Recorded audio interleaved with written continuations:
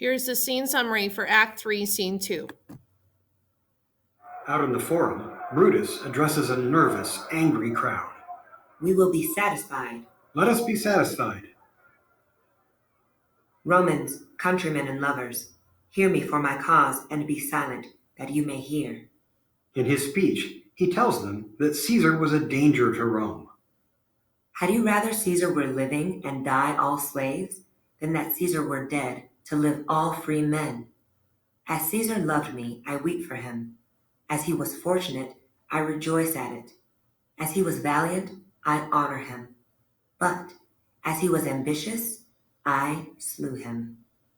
Antony arrives with Caesar's body, and Brutus ends his speech. With this I depart, that as I slew my best lover for the good of Rome, I have the same dagger for myself when it shall please my country to need my death. The citizens seem to be on Brutus's side now. Live, Brutus! Live, live! Give him a statue with his ancestors. Let him be Caesar. Brutus leaves to give Antony his turn. Knowing that the citizens are now on the side of Brutus, he treads lightly at first. Friends, Romans, countrymen, lend me your ears. I come to bury Caesar, not to praise him. He acknowledges Brutus's claim that Caesar was too ambitious, but then quickly tries to raise doubts about it. He hath brought many captives home to Rome, whose ransoms did the general coffers fill. Did this in Caesar seem ambitious? When that the poor have cried, Caesar hath wept. Ambition should be made of sterner stuff. He then wonders why the citizens, who used to love Caesar, aren't more upset. You all did love him once, not without cause. What cause withholds you then to mourn for him? O judgment, thou art fled to brutish beasts, and men have lost their reason. He even breaks down a little himself. Bear with me. My heart is in the coffin there with Caesar, and I must pause till it come back to me. The citizens are starting to feel for him. Poor soul, his eyes are red as fire with weeping. There's not a nobler man in Rome than Antony. Then Antony really gets their attention. But here's a parchment with the seal of Caesar. I found it in his closet. 'Tis his will. Let but the commons hear this testament, which, pardon me, I do not mean to read, and they would go and kiss dead Caesar's wounds. The crowd goes crazy for Antony to read the will. The will, the will! We will hear Caesar's will. After some resistance, he agrees.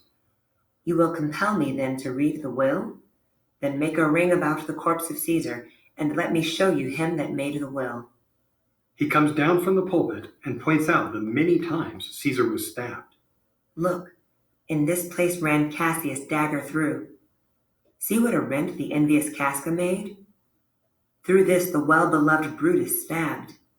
The citizens are overcome with emotion. O piteous spectacle! O noble Caesar! They soon want revenge on the conspirators. Revenge! Fire! Kill! Slay! Let not a traitor live! They're getting really upset, but Antony reminds them of the will. You have forgot the will I told you of. He tells them that Caesar left them money and orchards and parks for all of the citizens of Rome to share. That makes the crowd even angrier. Come, away, away. We'll burn his body in the holy place, and with the brands fire the traitors' houses, take up the body.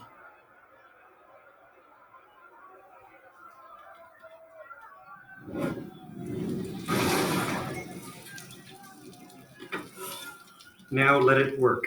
Mischief, thou art afoot. Take thou what course thou wilt. A servant arrives to tell Antony that Octavius waits for him at Caesar's house with another man named Lepidus. For Antony, things couldn't be going any better. He comes upon a wish. Fortune is merry, and in this mood will give us anything.